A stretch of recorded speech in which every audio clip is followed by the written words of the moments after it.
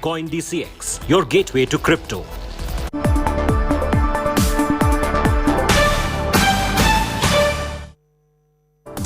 Hello and welcome. You're with us here in Business Today. I'm Abha Bakaya. Here are the day's top stories.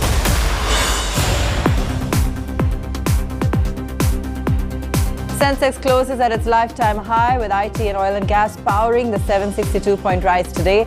All sectoral indices in the green. Nifty up 217 points to close at its 52-week high.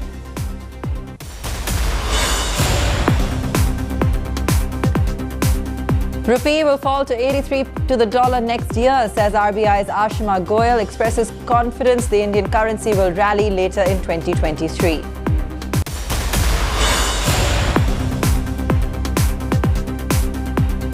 Tata Consumer all set to buy Bisleri and its other brands for 7,000 crore rupees to become the largest player in the packaged water market.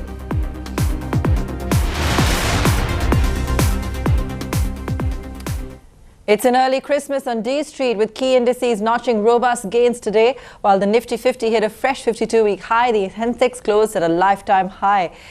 Really, record-breaking given what we're seeing across global markets. The broader markets today maintaining a firm stance, also in the green, with both mid and small cap indices closing with gains of nearly 0.5%. The Sensex was 762 points higher at close at 62,273, while the Nifty was up over 200 points at 18,484.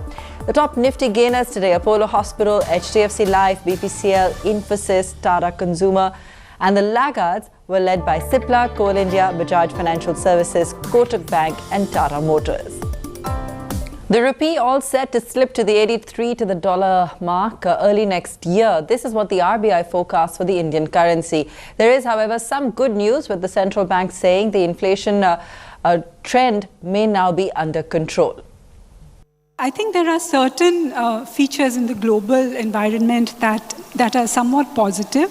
One, that their long-term inflation expectations have not gone up that much, and their interest rates now are in the restrictive territory or slightly positive territory with respect to that long-run inflation. So therefore, they might not need to raise much more.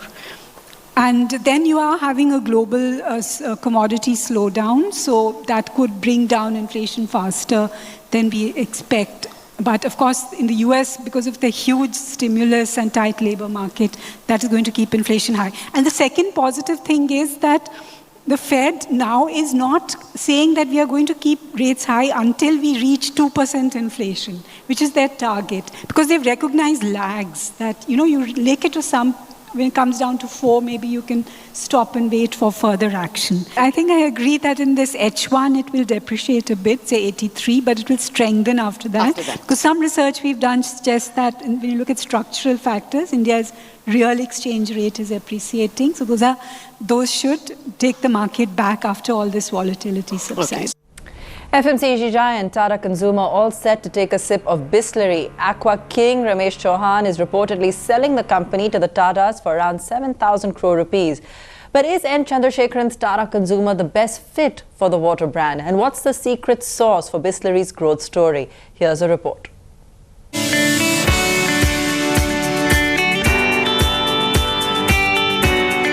He was the soft drinks king of India before he abdicated the throne in 1993.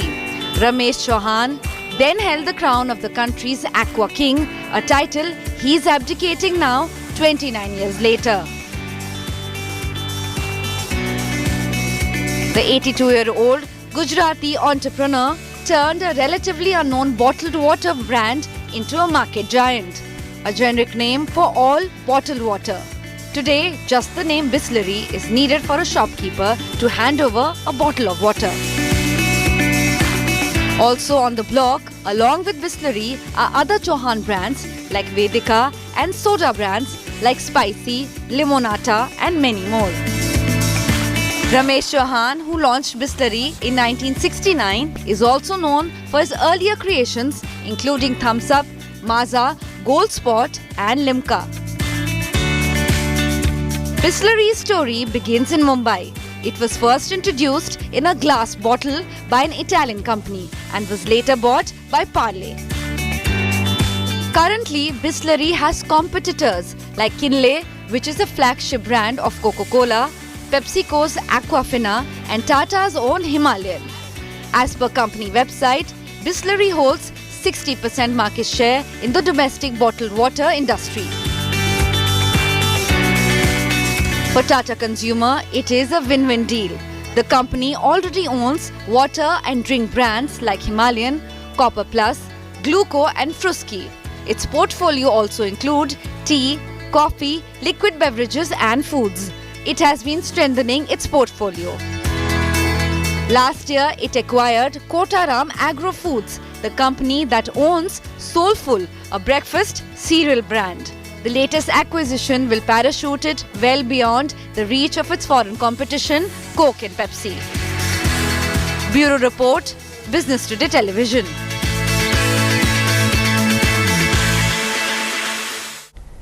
Reliance Jio all set to conquer the financial services space. A report by Macquarie Research on the entry of Jio Financial Services even spooked the Paytm stock earlier this week.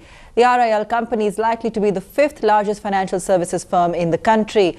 Business Today TV Siddharth Zarabi spoke to Macquarie's head of financial research for India, Suresh Ganapathy, about the disruptions the new company could bring into the market. The biggest advantage, as is the case with the group here, is the network effect that we are talking about, where it has access to, say, 400 million customers of the telecom base. It has about 200 million customers in the retail space. Unparalleled distribution footprint across 15,000 plus outlets that we're talking about, including the digital stores, the Reliance Mart, the various grocery stores, the Reliance Digital that they own. So you're talking about an enormous amount of reach and distribution wherewithal or capacity that the group has. And then how well you can leverage this data to come up with innovative financial products and solutions to your customers. And as I said, one of the biggest points of difference between, say, JFS versus, say, some of the other fintechs here is that JFS will have a significant access to capital and will actually lend from their balance sheet. So it's going to be a balance sheet heavy business and not merely a distributor or an asset light business, which significantly differentiates, because that gives a competitive advantage, because you can call the shots at that point in time when you are lending to your own customer, right? Rather than depending upon a bank or another NBFC to decide and take a call as to whom to lend and whom not to lend.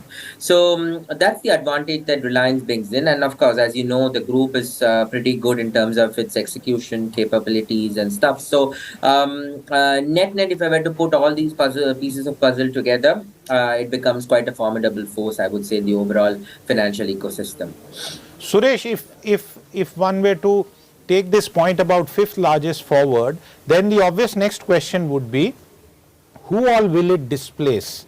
Now, it's very clear that in terms of the banking space, you have two big names, HDFC and State Bank of India, who are going nowhere. And then there is ICICI, and there are other names also. I'm not saying this from a sort of a company picking or stock picking point of view, but who will JFS displace? Will it be more of an NBFC impact to be felt to start with? Yeah, sure. Okay, so I will refrain from taking any particular name here, because that should not be the purview of this discussion. But generally, if I were to give you an overview, the one which it will least disrupt, or where there is less of a challenge, is going to be banks, because what happens here is that JFS, at least when they begin, they're now going to get a banking license, right? So the Reserve Bank of India, of course, has been a bit more reluctant in giving corporate groups banking licenses. So JFS has an NBFC license, a payments bank license. Maybe they'll end up getting the insurance licenses also, and they may get AMC, broking, and all other kind of licenses that we're talking about. But banking license is going to be a difficult task. So their ability to go and completely disrupt, because they won't have access to retail deposits that the bank has. So that cost of funds advantage that banks have, and therefore they can cater to the creme de la creme customers, is always going to be there with the banking space.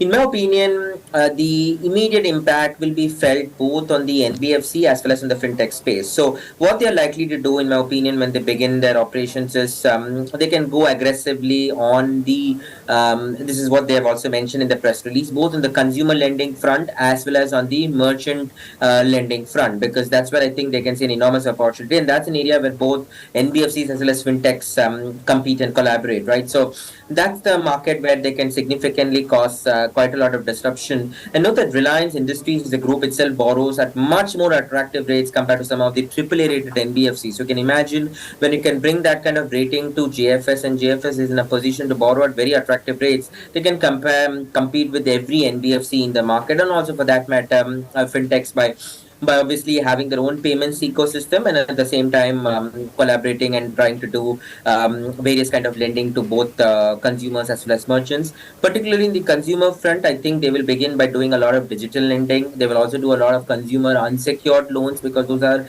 relatively, I would say, quick to market kind of loans, rather doing a secured loan, because you need to have a collateral, you need to have a proper recovery mechanism, physical repossession activity in place, which I think will take time. They will definitely enter into that space.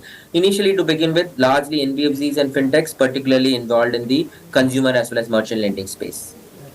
What are the likely execution risks for an enterprise of this sort? Yeah, I think, look, this is somewhat kind of an uncharted territory, right? Because at the end of the day, everything really depends upon the kind of people whom you're going to recruit, because it's a very HR intensive process. You may have the technology, perhaps you can buy the technology, and you can have experts with great, who can build up great user interfaces, and have a great tech ecosystem. But the real challenge in any financial services entity is the ability to lend, right? And that has complete skill sets, different skill sets in terms of ability to underwrite, in the ability to use alternate data to underwrite some of the loans.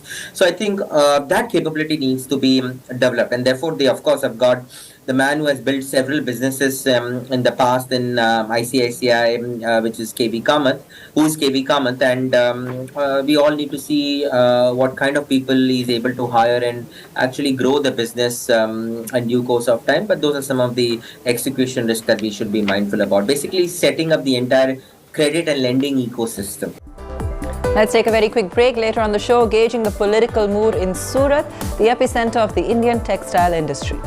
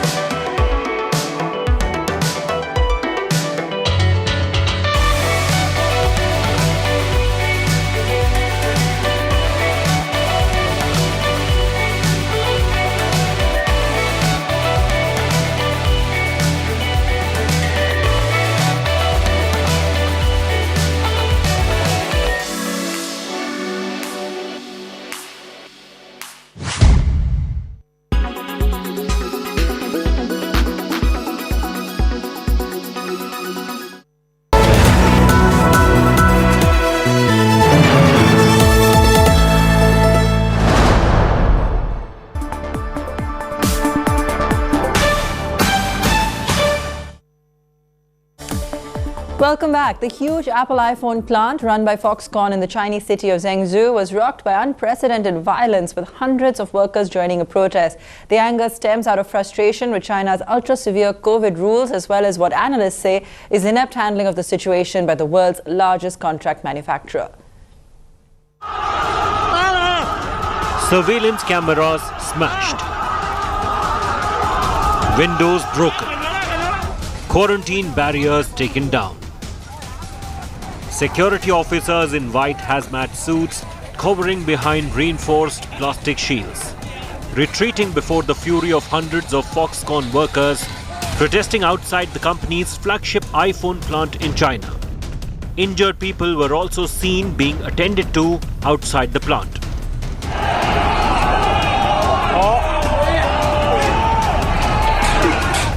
The chants of "Give us our pay" resounded even as the protesters were bombarded with tear gas shells.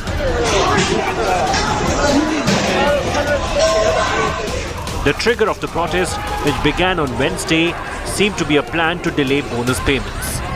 In videos widely circulated on social media, workers also complained that they were forced to share living space with colleagues who had tested positive for COVID-19. Foxconn meanwhile stepped up its firefighting with a statement blaming a technical error during fresh recruitments and offered an apology. It also reportedly offered $1,400 to any worker who chose to leave the job. The sum is to be paid in 2 installments. The city government has meanwhile announced mobility controls over parts of the city till Tuesday, effectively clamping a lockdown that could hamper efforts to recruit new workers to replace those who leave.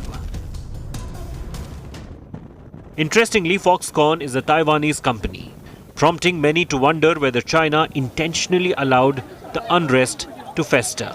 The mounting dissatisfaction among Foxconn's ranks, meanwhile, threatens to further disrupt production at a plant that cranks out the majority of Apple's marquee devices for shipment around the world. The US company has already warned it will ship fewer devices than anticipated during the critical holiday quarter, while wait times for iPhones have ballooned in some cases to after Christmas. Bureau Report, Business Today Television.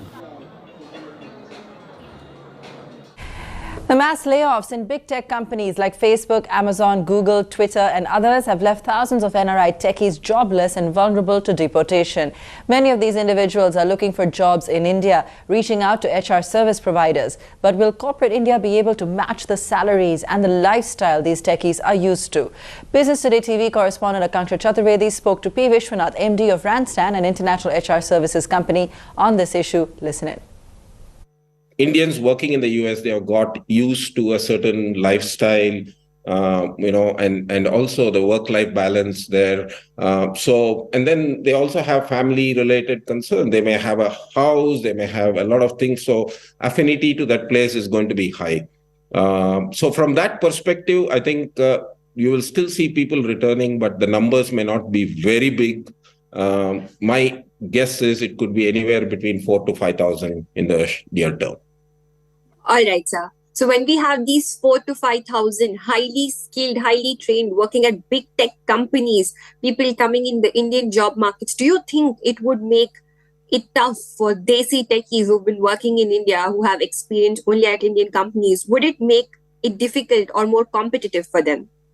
Well, I think, I think we need to see who are the kind of categories of people who would want to come back, right? So typically, when a company is downsizing, the first target is obviously the people who are their low performers, right? And they could be low performers because, I think it's because they don't have the right skills that are needed for the future, right? And then the second category is people who are high cost. And typically, these are the people who could be, in the early 50s and beyond. So, and they have an option. They would say, okay, I don't want to go back. I would perhaps want to set up my own consulting here, right? So I think that many people may not come in. But having said that, those who would be returning would be on those on the H-1B visas, and then perhaps the youth which have just gone in there and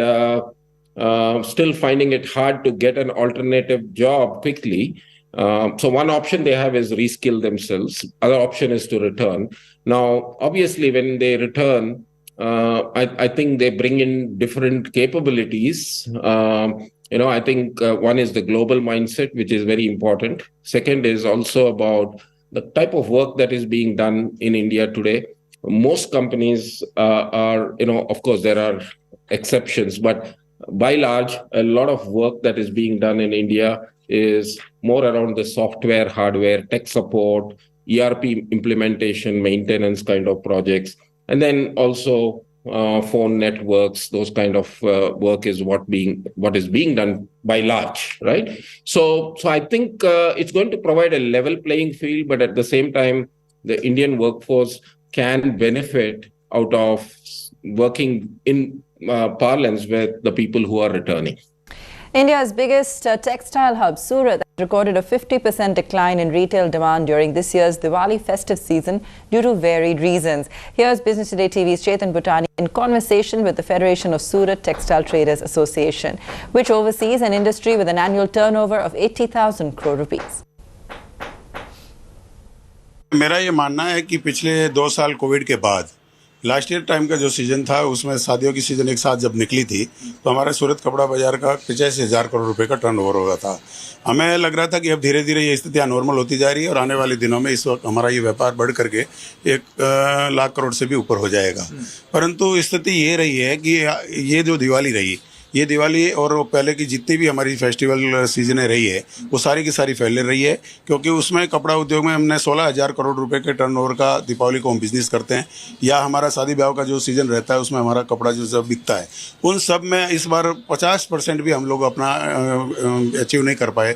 8,000 crore को ही कपड़ा नहीं बेच पाए उसमें हम। और साथ ही साथ दीपावली के बाद आज 15 दिन चले गए हैं, उसके बाद भी मार्केट जब रनिंग होना चाहिए, आज भी व्यापारी अभी तक गाँव से न आकर के भी दुकानें खोले वैसी परिस्थिति में नहीं है, क्योंकि यानी कि दीपावली से पहले भी डिमांड नहीं थी और दीपावली के बाद भी अभी डिमांड नहीं है, जबकि अब लगन सरा की बिक्री भी आगे आने वाले टाइम में है। इस तरीके से सूरत कपड़ा बाजार में ना तो पेमेंट है और ना ही कोई डिमांड है, इस वजह से व्यापारी निराश है। क्यों ऐसा क्या है? 2 साल में जो इन्वेंट्री थी उसको पहले निकाला जा रहा है और मैन्युफैक्चरिंग अभी स्लो है, क्या कारण दिखता है इसमें? मैं ये मानता हूँ कि जो सूरत का कपड़ा है वो पूरे हिंदुस्तान के छोटे से छोटे गांवों में जाकर के बिकता है और वहीं से हमारा कपड़े का बूम आता है। तो मैं ये मानता हूँ कि कपड़े में पिछले 7-8 महीने से परचेजिंग पावर जो व्यापारी का होना चाहिए वो कहीं ना कहीं मार खाया है, या सरकार की जिन स्कीमें नीचे के लेवल पे जो पैसा पैदा करती थी, यानी कि मनरेगा या कोई भी ऐसी जिससे पैसा सर्कुलेशन में आता था, उसके पास में नीचे के मध्यम श्रेणी और गरीब तबके के पास कहीं ना कहीं महंगाई की मार का भी असर देखने को मिलता है। कपड़ा जब खरीदता है जब आदमी की दूसरी आवश्यकताएं पूरी हो जाती है, और मेरे को ये लगता है कि जब तक नीचे के सर्कुलेशन में पैसा नहीं आएगा तब तक ये मार कपड़ा बाजार में निश्चित रूप से पेमेंट के रूप में भी देखने को पड़ेगी और कपड़े की महंगाई के रूप में के साथ साथ कपड़े की डिमांड भी कम रहेगी। क्या ये भी फैक्टर है कि जो रुपये और डॉलर में रुपया महंगा हो गया है डॉलर के मुकाबले, तो रुपया कमजोर हो गया डॉलर के मुकाबले, तो क्या उस पर भी ट्रेडर्स को इम्पैक्ट हुआ है? निश्चित रूप से भाई साहब बहुत फर्क पड़ता है। मैं एक बात बता रहा हूँ कि जैसे हमारा टेक्सटाइल में एक्सपोर्ट का काम था, हाँ। एक्सपोर्ट का काम हम जिस तरीके से सोचते थे कि सिंथेटिक का एक्सपोर्ट बढ़ेगा, या गवर्नमेंट से हम पिछले 10 सालों से कंटिन्यूटी में रह रहे थे कि हमारे को कहीं ना कहीं एक्सपोर्ट बढ़ावा क्या देने के लिए गारमेंट हब दीजिए, एक्सपोर्ट बढ़ाने की स्कीम लाइए, उसमें किसी भी तरीके का अगर हमारा कपड़ा चाइना के सामने गल्फ कंट्रीज और USA UK में बढ़े ऐसे एग्रीमेंट करिए, सारा कुछ हमने प्रयास किया। परंतु जिस तरीके की GST आने के बाद सरकार की हमारे ड्रॉबैक वगैरह जो स्कीमें थी वो सारी कैंसिल हो गई। उसके साथ साथ गवर्नमेंट की पॉलिसीज में जिस तरीके से डॉलर बढ़ गया, आज हम अगर किसी चीज़ का सौदा करें और कल अगर प्राइस में इतना बड़ा अंतर चलता है तो हमारे सौदे कैंसिल हो जाते हैं और माल घर में रह जाता है। तो धीरे धीरे मैं मानता हूँ कि कई लोगों ने हमारे लास्ट ईयर 2-5 साल के अंदर दुबई में जो ऑफिस कर रखे थे उनको बंद कर करके वापस इंडिया आना पड़ा, वहाँ नुकसान करके। The one company looking to capitalize on Twitter's implosion is Crore, the Indian avatar of the microblogging website. The number of subscribers have skyrocketed in the past months, and Crore has also tasted recent success with its entry into Brazil, where it became the top downloaded app in just 48 hours.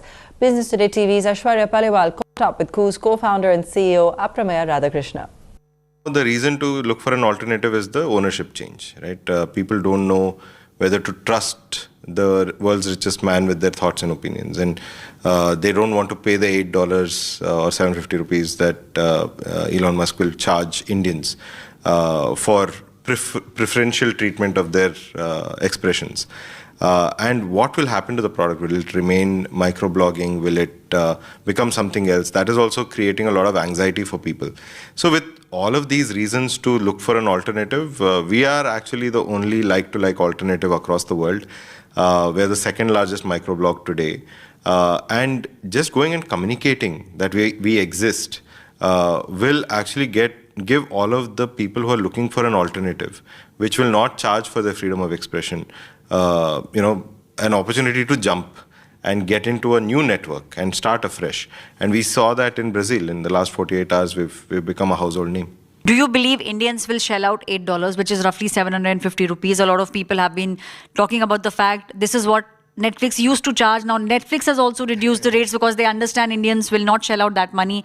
Do you believe Elon Musk's way of monetizing is not right? So it's not just India, but the rest of the world also thinks that, as in everybody wants value for money, right? And the fact that we've been able to express ourselves in the offline world or online world for free, right? And that has never been charged before, and that has never been treated preferentially, is actually, a shock to people, right? Saying, oh, okay, if I pay, then my voice has more weightage than when I don't pay. So making the rich people's voice better is what Twitter is trying to do, right? And give it more weightage. And I don't think that's the right thing. Donald Trump, just almost hours after his account was reinstated, snubbed Twitter as well as Elon Musk, saying, I don't see a reason why I should be on Twitter. A lot of other celebrities are now quitting Twitter. Do you think this chaos is good for coup? Absolutely. So I think everything that Elon Musk is doing is good for us. He's actually our chief marketing officer. Whatever he's doing, he should keep doing so that there is more chaos. And in that chaos is when we enter and give stability. Do you think the shine of Twitter, what people used to think of Twitter, that has come down over the years? We are seeing a lot of prominent people from our industry. Karan Johar has quit Twitter. So do you believe, the shine that Twitter had, that's waning? Yeah, so I think people want platforms to be transparent, open, consistent. So all of these is something that Twitter has been questioned about. Like when it started, it was a very fun, nice, vibrant community. And then as they progressed, they became opaque. They became inconsistent. So I think the solution to that would have been, somebody who's more transparent and, consistent in their behavior to be running Twitter. But it's actually gone the other way around. All right, that's where we leave it on the show today. Thanks so much for watching.